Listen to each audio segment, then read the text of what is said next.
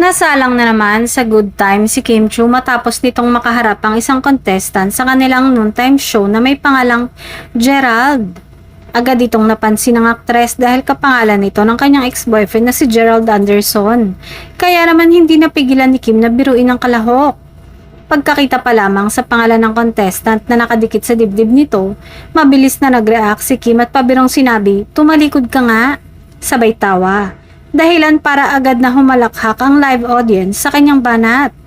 Hindi pa daw nagtapos ang pangasar ng Chinita Princess. Hirit pa niya, "Eto naman, humarap ka pa sa amin with your name," na mas lalong nagpatawa sa lahat ng nasa studio. Kitang-kita ang natural na pagiging game ni Kim sa pakikipagkulitan sa contestant. Nakisakay naman si Vong sa trip ni Kim at inutusan pa itong kumustahin ng contestant. Tawang-tawang pagbati ni Kim. "Kumusta ka naman, Gerald?" Wala namang masamang kumustahin si Gerald. "Kumusta ka na?" Na muling ikinatuwa ng audience. Nang malaman na nagtatrabaho sa call center ang contestant, bigla namang bumanat si Kim ng linyang may pahaging sa usaping reply.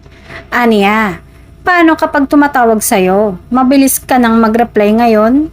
Kunwaring nagulat si Vong sa narinig at agad siyang tinanong kung bakit yun ang kanyang sinabi.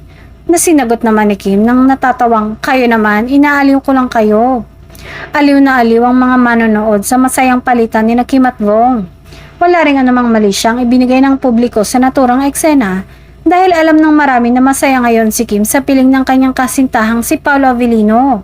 At likas na good vibes lamang ang hatid niya sa bawat episode ng kanilang programa.